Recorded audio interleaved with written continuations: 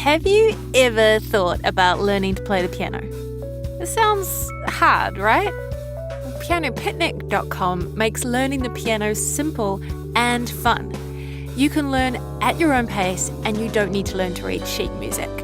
Besides, there's loads of boring guitar bands out there. Cool bands need cool keys. Rock out with your keyboard at PianoPicnic.com.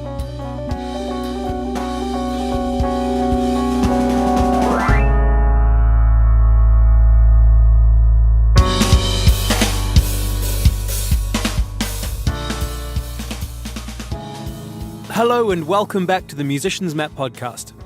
Episodes have been few and far between recently, which is a result of me spending most of my time working on podcasts for other people. Get in touch with me over at overnightaudio.net if you want to know more about that. The result being that I don't have as much time as I'd like to create Musician's Map. If you think this just isn't good enough, or you want to hear more episodes, make sure to leave a rating or review on whichever platform you're listening to this podcast. You can also support the podcast directly by purchasing a copy of the ebook or audiobook available at musiciansmap.org, Amazon, and Audible. And maybe the best thing you could do to help me make more episodes is to share this episode. Today on the podcast, I'm talking to Alex Fitzpatrick from UK hardcore label Holy Raw Records. Holy Raw are one of my favourite labels. They have loads of incredible bands and have a DIY, down-to-earth ethos that I think a lot of us can really relate to. If you've ever thought about signing to a label, how they work and what they do, this episode is for you. There's just so much good info in here. I'm not going to list it all, so let's just dive right in.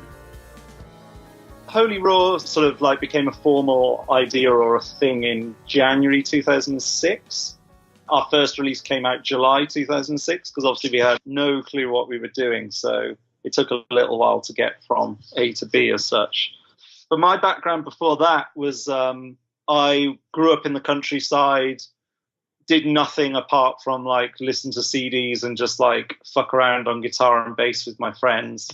But when I went to university in Birmingham, which is in the Midlands, I sort of discovered that I could do a lot more with music.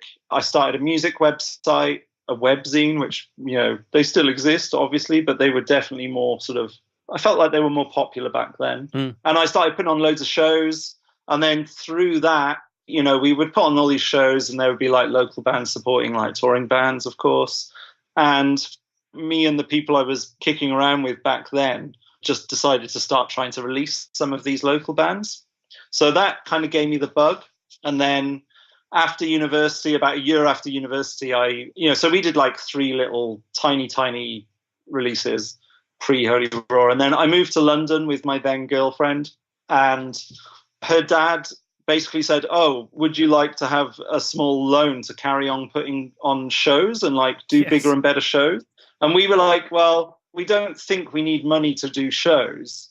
We would rather have a small loan and start a record label properly, because we were both working jobs that we sort of were paying the bills, but probably weren't our sort of like forever ever jobs, if you know what I mean. Yeah. So he very, very kindly loaned us £8,000, and we very quickly squandered half of that on things that you didn't need to spend money on. And that was pretty much how Holy Raw began.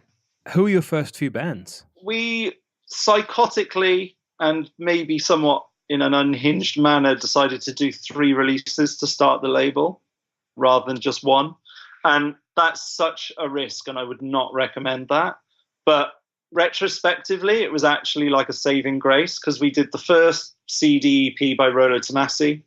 We did an album, although it was like 12 minutes long, or 13 minutes, by a band called Phoenix Bodies from Indianapolis.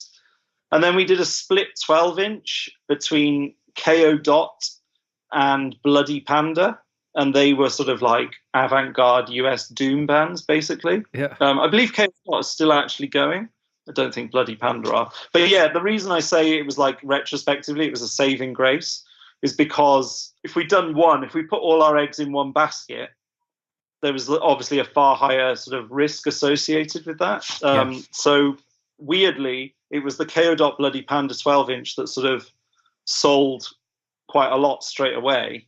And then Rolo Tomasi sort of gathered pace and sort of gathered steam and started to sell more as it went along, whereas the Phoenix Bodies record kind of didn't do very well at all. Yeah. But oddly, you know, I still stand by that Phoenix Bodies record like all this time later. But yeah, so, you know, we only did those 3 releases because we had the money to do so due to that loan. But yeah, it was a big gamble for sure, especially on such weird music. Yeah. You know, or weird music to the wider world. Yeah, do you know yeah, what I yeah. mean?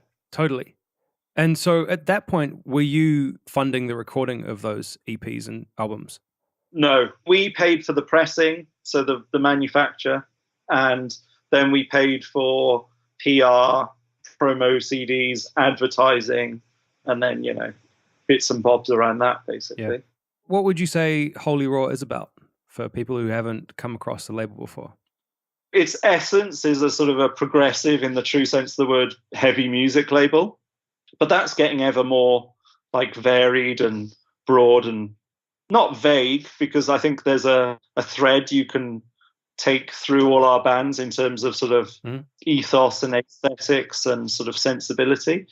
But I mean, if you wanted a sort of a one-liner, it's just Holy Raw is just about trying to release literally the best music we can, released by the best people possible. We don't have any agenda, or there's no like quotas to fill. Obviously there's no discrimination, but there's no positive discrimination either. It's just we want to sort of stand back from, well, we don't want to, but we do stand back from sort of the socially minded aspects of where music is at today, and just sort of try and present as good music as possible with good messages and good people. Yep. We've always wanted it to be like a bunch of people, and I mean the people in the bands here and ourselves, that once you sort of key into that kind of world, you just would like to go to the pub with them. Sure. Yeah, fair. That's cool. So what do you look for in a band when considering adding them to the Holy Raw roster, or just working with them, really? It's a combination of factors. I mean, obviously the bottom line is the music, or that has to be the first thing. We never ever look at a promo photo of a band and go, yeah, they're going to be great. You know, the first things are always the music. And then you obviously want to talk to them and see what they're like as people. You want to see the band live if it's geographically possible, as soon as possible.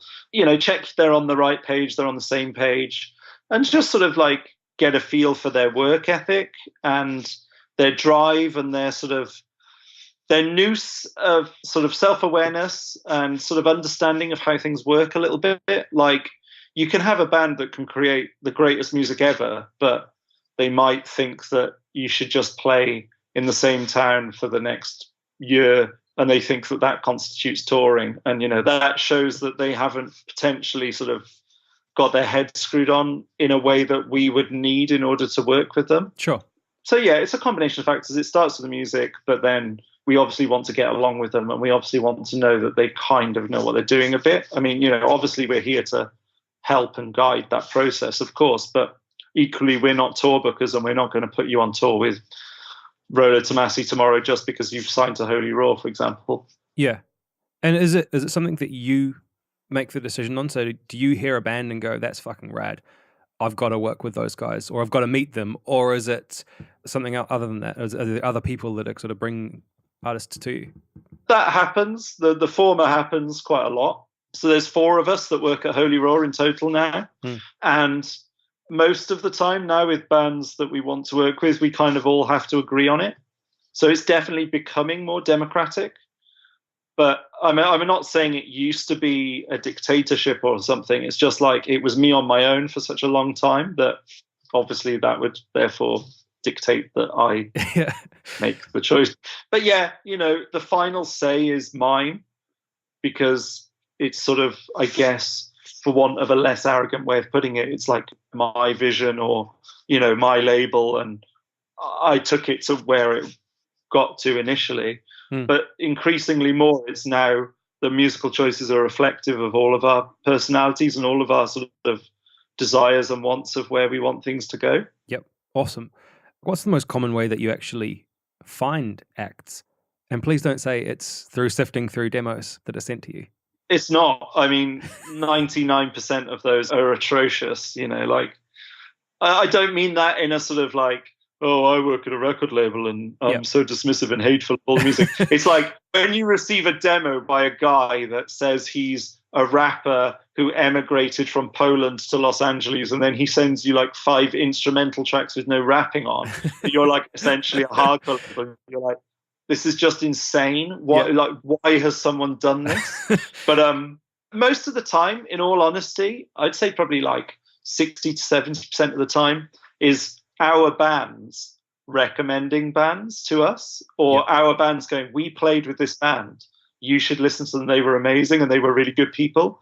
And so, if James from Roller Tomasi or Brady from Conjurer or something says something like that to us, we respect their opinion because we know them as people. We trust their opinion as well, of course. We generally think they know what they're on about, so that's always a good starting point.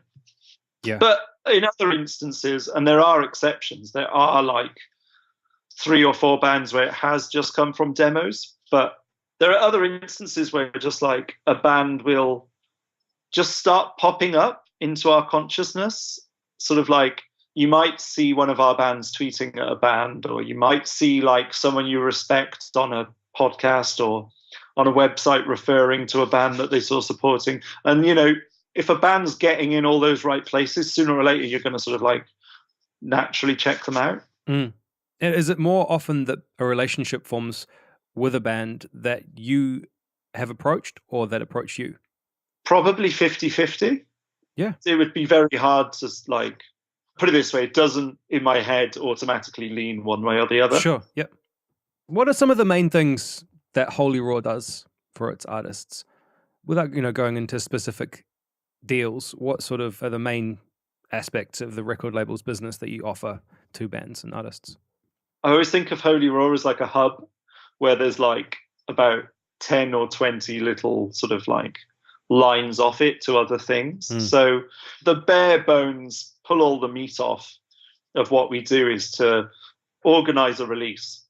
So a time frame from when the band's recording through to after it's physically come out, through to organizing the manufacture, through to organizing the promotional campaign that goes along with that. So I'd say that and the people that come into that, so, manufacturers, PR people, distributors, those are the sort of the key people in terms of what we do. But then, obviously we also just act generally as a place where our artists can sort of, not physically, well, they can physically, but they can come to us and just pretty much anything we can do to further their prospects or increase their prospects, then, we are part and parcel of that. So putting them in front of the right people, getting them talking to the right people, advising them how to get a booking agent or how to get certain tours. Again, it goes back to that whole like ecosystem. Yeah. There's just so many components, so, and just making sure that bands are treated fairly and paid when they need to be paid or when they're due to be paid, and just trying to be as good and as fair and as transparent as we possibly can, whilst trying to push our bands and consistently talk to press and radio and, all through the PR people to talk to those places. We're on the phone to our distributors, and emailing them every day. Again, just trying to get those records more visible on playlists, on iTunes, in record stores. Yeah. Because at the end of the day, our deals are sort of weighted in an almost 50-50 kind of way. And so I view everything as a joint venture between us and the artist. Our end of the bargain is that we've got to try as hard as possible to sell records. Yeah. That's the bottom line. But then, the flip side of that is that the band has to be willing to put itself out there in terms of touring opportunities and, willing to do things that will sort of help increase their profile as well. No matter what it is within reason. Like, I don't expect them to all like go and dance down the street in giant pink rabbit suits or something, throwing CDs at people. But, within reason, we sort of like, it's a joint venture and we expect our bands to work as hard as we do. Yeah, that's really cool. Something that I get all the time, and I actually got The last 2 days, I've had the same message from 2 different people on the Facebook page. People desperate to know how they can get in front of labels, how they can get signed. It still seems like it's this golden ticket, for a huge number of musicians. What kind of advice would you give to these people? Don't try. Yes. Like, as in, don't try to get in front of those people, because there's a very fine line with how you should approach record labels. There's many, many ways you can do it incorrectly by, sounding over eager or jumping the gun. Or, I receive so many emails where they're like, we supported a band you've never heard of in a town you've never heard of. And it's like, I don't care. Yeah. All I care about is your music and you having your sort of like your head screwed on. So my honest advice to any band or person who's thinking like that, stop thinking, how can I get noticed by a record label? How can I get in front of these people? And just actually work out how to write and record the best music possible, and how to go and play the best possible shows, and how to put together your own DIY tours. Just go and be great. And if you're good, those other things will fall into place and those people will come to you. Yeah. It's just like that sort of classic dynamic. If like a boy is far too eager on a girl, she's going to run a mile.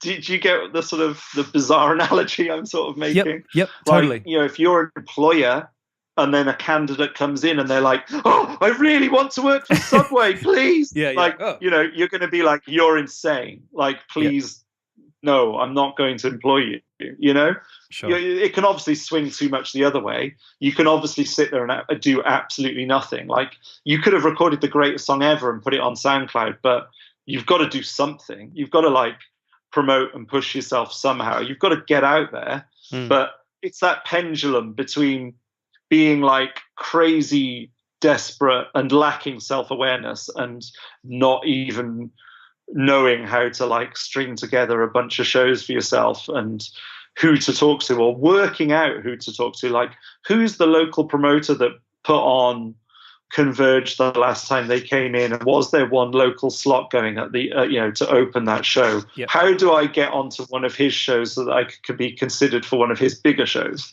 You've got to try, you've got to do those things. But at the same time, you can't just sit there and do nothing and just expect the world to come to you. So it's kind of like, it's trying to have that sort of midpoint. Yeah. That's such gold. What you were saying before about shifting records, about that's the bottom line is you guys need to shift loads of records. Yeah. You're talking physical records. I'm talking both. I'm talking anything that's monetized. Sweet. Funnily enough, like about 6-9 months ago, we actually had like all of our financial data dissected by another company, and our income is 50% physical and 50% digital. Have you noticed a trend heading back towards physical at all? It's really, really hard for me to answer that, because time obviously continues along as far as we know, straight line, right? As in a linear path. And we have grown on that. So if you imagine this like weird graph in front of you, right? Time's just going from A to B. We're growing as a label. And as we grow, we're selling more physically. But I couldn't go, that therefore means there's a swing more to physical. It could mean that, for example, we're selling more CDs now than we were 2 years ago by a long shot. Wow. Right? Yeah. But is that because we're reaching a different type of customer, a different type of music fan? Are we becoming a label that's pushed through a little bit of a virtual glass ceiling and is reaching a CD customer? Yeah. Or are people buying more CDs again?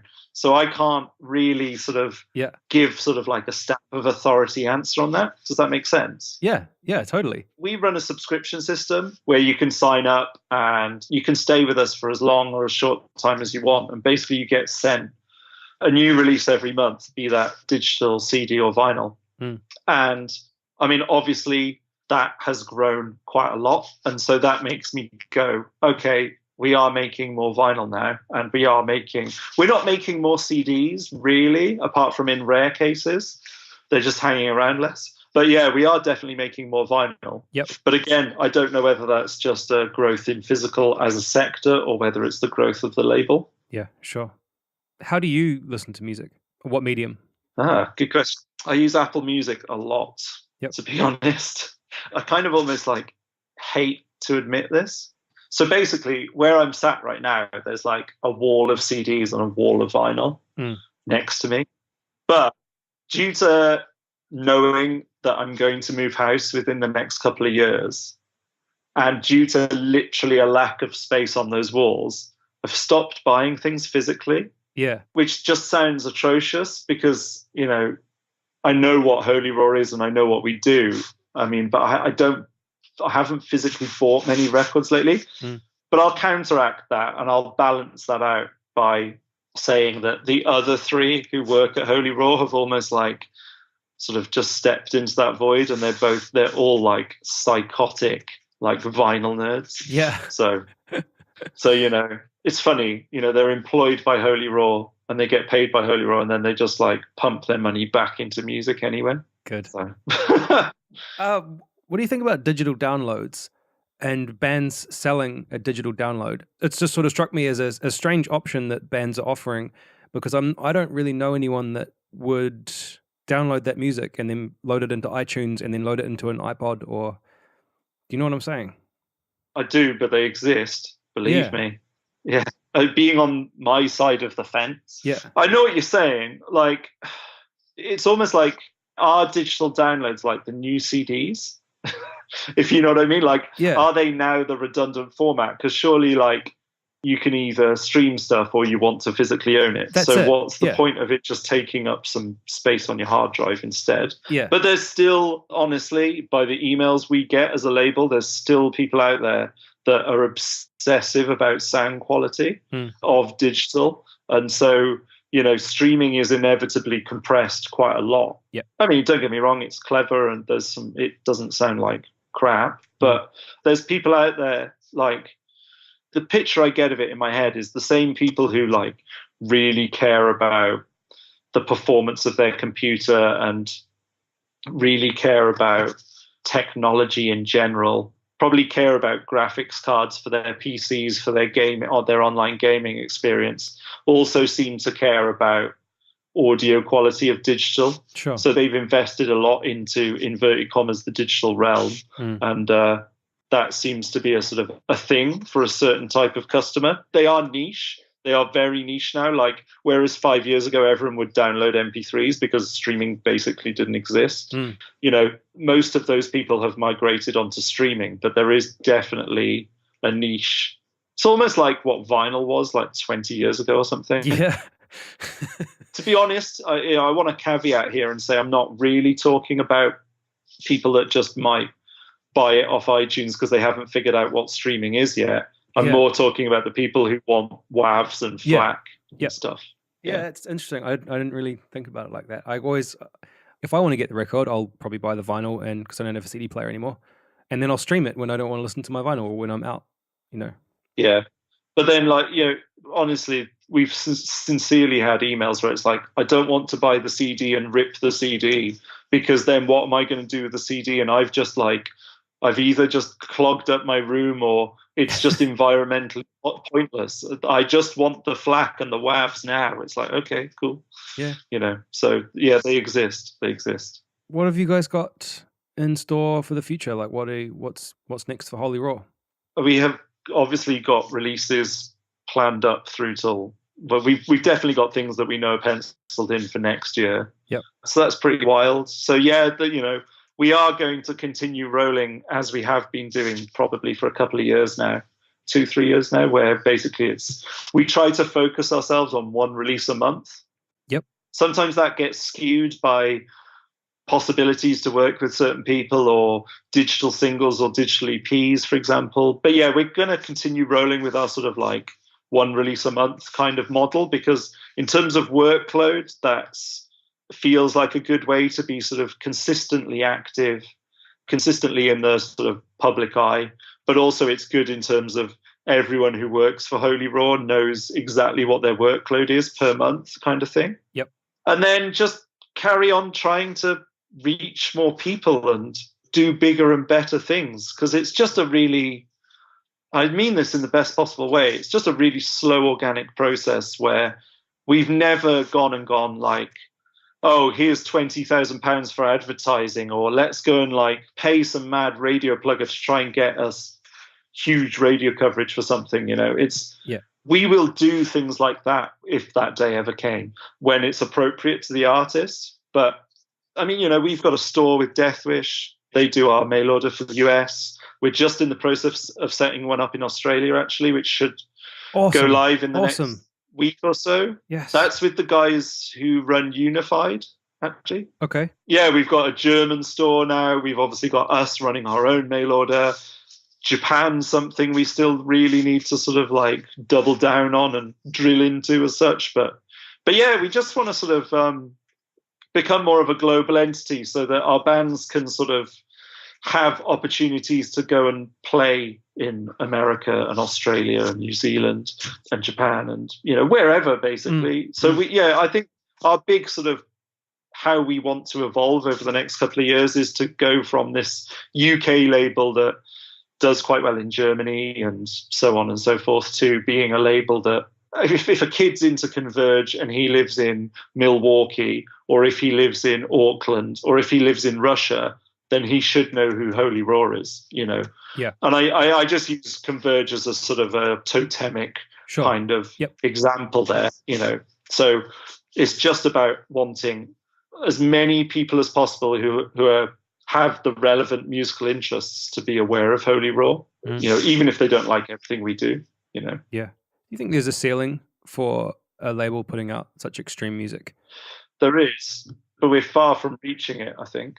Yeah. I think we personally are far from reaching it. You look at what bands like Deaf Heaven or Chelsea Wolf have done. Yeah. And, Chelsea Wolf did a tour with A Perfect Circle over here. The Deftones in America took out 3 Trap Tigers. I don't know if you're aware of that band. Do they really? Yeah, wow. Yeah, they took them out on tour. So that's it's amazing. Deftones and Thrice, 3 Trap Tigers. Like, Google it after this. But what I'm saying, like, that's obviously a touring thing. Yep. But what I mean is, we're nowhere near as, like, we have no band as big as Converge. And I know that that's a once in a generation thing. And we have no band as big as Neurosis. But I still think we've got a lot of room to grow in that kind of sense. Yep. But then also, I really think that the mainstream, and I'm talking in inverted commas there, has sort of definitely sort of shifted over the last few years as streaming has really taken hold, especially. I was going to say digital downloads, but it's definitely even more a thing with streaming. That a 12-year-old or a 14-year-old today be listening to Simple Plan or whoever today's equivalent is, and then in 5 clicks worked their way through punk and ended up at Napalm Death. Yeah. So the knock-on effect of that is that, and likewise, they might listen to a Limp Bizkit song and then go to something else, and then go to Public Enemy and then end up at Scarlord, who's like this UK like rapper who just screams his fucking ass off and has loads of heavy guitars. Yeah. Like, so there's no genre boundaries anymore. So because of that, the mainstream has definitely sort of shifted its focus in various directions. And we have noticed, like, even in our little underground rock ghetto, we've noticed mainstream press or mainstream rock press, like, looking at us and championing our bands more, which didn't happen 2-3 years ago. Yeah. I think that's a case of kids becoming more open-minded, and we're now in a time where just rehashing metalcore or pop punk emo forever for the sort of more mainstream rock crowd is just not going to cut it anymore. So, people want something fresh and want something new. And I feel like oddly the mainstream has finally caught up with where we're at a little bit. Yeah, I understand that. I mean, I got a whiff of that seeing the response to Conjurer's record, Maya. Yeah. It was everywhere, on everything. And it was in all the top 10 lists. And so were a number of your other bands as well. But that in particular, I just noticed it plastered all over the show. And the response was crazy. Yeah. And that was just people finding that record. We obviously promoted it as well as we possibly could with the resources we had. But, that band are now literally still on tour with Rivers of Nile. Yeah. If I've said that right, or Nihil. And then I know for a fact that they'll be going back out to the States later this year. And I really think that they're laying the groundwork now to becoming, I hope, touch wood, fingers crossed, I would like to see them become the next generation's Baroness, Gajira, Mastodon. I think they fully have it within their capabilities if they make the right moves. Yeah, me too. I think they're amazing. Yeah, they're awesome. I mean, Brady's total twat, but Yeah. Yeah, well, that's pretty much it, I guess. Can you put forward an artist for the Artist of the Week? Sure. I have become obsessed with a sort of black metal band from Copenhagen called Morild. So it's spelled Morild. Yep. They've just released a record that's got a title that's in Danish and is so long, I couldn't tell you what it is. But they're kind of like lo-fi-ish, but then they have like these massive, huge, expansive sort of shoegazy bits and stuff. Oh, yeah. But when they're intense, they're like really horrifyingly intense. But then they have these like hugely beautiful bits and quite almost doomy. They're very grandiose and very at one with nature and stuff. But yeah, I've probably totally got them wrong now. But they're really fucking weird and they're really great. Yeah, cool. Morild. Awesome, man. Yeah, thanks again, man. No worries. Cheers. And that's all for this episode. A huge thank you to Alex for being on the podcast and sharing so much with us. If you haven't checked out Holy Raw Records before, you're definitely missing out. Go to holyrawrecords.com and facebook.com/Holy Raw Records, and you'll find a link to their Spotify in the show notes. As always, thank you for listening. Make sure to subscribe to the podcast and share it with your mates. This podcast and the website musiciansmap.org is dedicated to sharing knowledge and advice about music and the music industry. It's all about community, honesty, and positive progress. The experiences, stories, and advice shared on the podcast are given freely with the hope that you can relate to them and benefit from them. If you've found this podcast enjoyable or useful, make sure to check out the Musician's Map ebook and audiobook about building success in music. You'll find it at musiciansmap.org/books, Amazon, and Audible. And buying a copy of the book directly contributes to the continuation of this podcast. There's also a free ebook, How to Get Your Music Heard.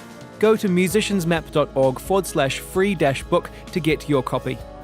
If you have a suggestion for the podcast or for the YouTube channel, or you just want to get in touch and say hello, please do so via the Musicians Map Facebook group or by email at kane@musiciansmap.org. Thanks for listening and stay positive.